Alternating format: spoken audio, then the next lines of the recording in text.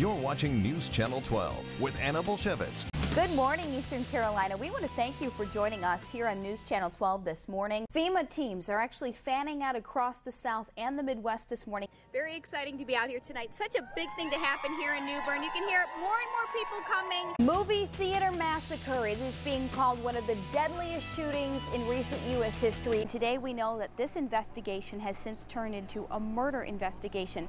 Welcome back to News Channel 12 at noon. I'm Anna Bulszewicz. Just take a peek behind me. It's one of the craziest things I've ever seen. We're going to have my cameraman Michael pan over to the road right at this second and just show you what we have happening here. This is Greenville Boulevard. The footage is very detailed. It shows the suspect entering through the area over here.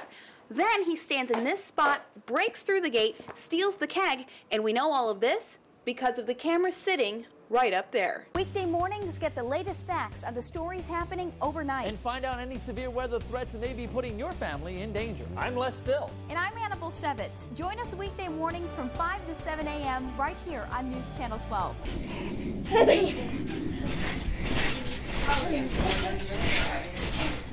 Tiny feet bounce on the bed, while a children's TV show plays in another room. I introduce you to the home of Caroline Cahoon, where this 2-year-old is larger than life. Wow. She's a feisty little girl, according to Dad, Lynn. I come around the corner and there's 2 feet. That's all I see is 2 feet. Pictured here with Mom, Melissa, Caroline was born in February of 2010. Immediately, Mom and Dad knew something wasn't right. There were just a few things that were really off. She just never seemed like she was full or satisfied. Within 2 weeks, Caroline only gained 3 ounces. After a series of tests, Lynn and Melissa learned the harsh reality. Their beautiful blue-eyed baby daughter had cystic fibrosis. Your little one is, hurting, and I can't fix her. And as a daddy, you don't ever want to see your child, hurt and can't do anything. Are you getting the mask ready? I got it.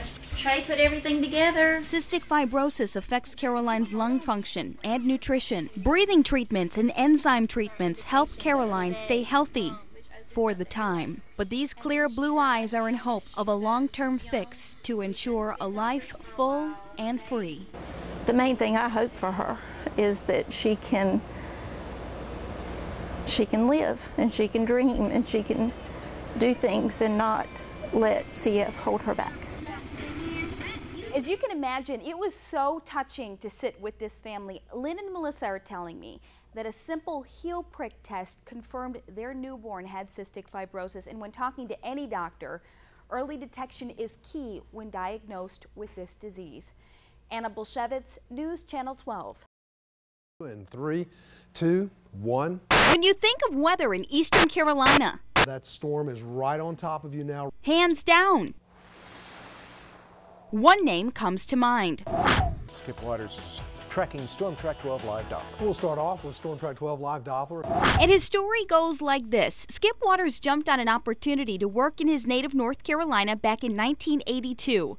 Program director Carolyn Stevens has worked with Skip for a whopping 30 years. When Skip first arrived in the market, it was a really big deal. He was the first certified meteorologist in Eastern Carolina, and immediately he got to work. Clearing and cool in the forecast tonight. I went digging through the archives. Wow. In the 80s, check out Skip's full head of hair here. And this picture with a former News Channel 12 news team taken back in the early 90s. Oh, and my personal favorite? A more modern photo featuring our men of news. Oh, he's the same off air as he is on air. Please join the Disabled Veterans Force March. In the off time, Skip was and is in the community, participating in parades, school visits. Hey, just ask the governor. There isn't a pig picking or parade that Skip Waters hasn't been in. So we're here in the Storm Track 12 Weather Center. These are the computers where Skip forecasts and also responds back to his Facebook friends. Okay, this is the phone that Skip picks up to give those personal forecasts to people. These are just some of the things that make Skip Waters, Skip Waters. When we go through the hurricanes and he says, you know that grocery store that's 2 blocks down from Blunt's Creek Road? House. This would be right around where the soccer complex is, where the old He knows that. He's been there. Meteorologist Skip Waters. And he's been here for us through 30 years of snow, tornadoes, and hurricanes, preparing our viewers down to the second. When I think about getting my weather news, I think of Skip Waters, regardless of where I am in the world. It's Saturday. Sun shining, it's all nice. In the last few decades, he's been so much more than a meteorologist. He's a trusted friend and leader. It's no mistake that he is where he is. Happy anniversary, my friend Skip. Thank you. We take 3 and 3. Yes, 2. Skip, thank you. And also, happy 30th anniversary from your News Channel 12 family. I'm Chief Meteorologist Skip Waters, and I track storms on News Channel 12. Anna Bulszewicz, News Channel 12. I hate to look at it, but I can't. Nothing I can do about it. 97-year-old Fanny Johnson lived alone in this mobile home. But when strong winds began to rattle her tin roof, she knew she had to make a run for it and headed next door to her daughter's house.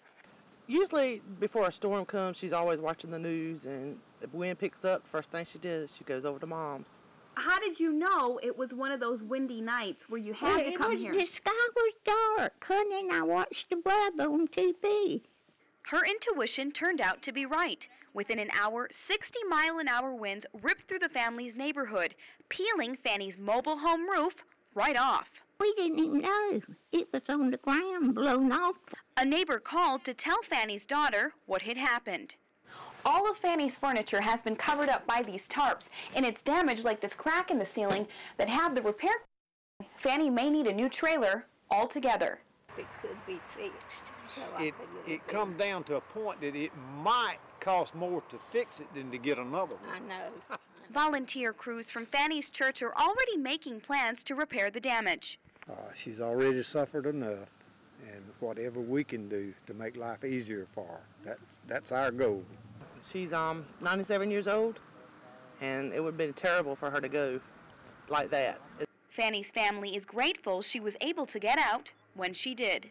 I try to do the right thing, but I don't always do the right thing. In this case, you did. Yeah, I did. We just pray and thank God she's still here. In Edgecombe County, Anna Bulszewicz, News Channel 12.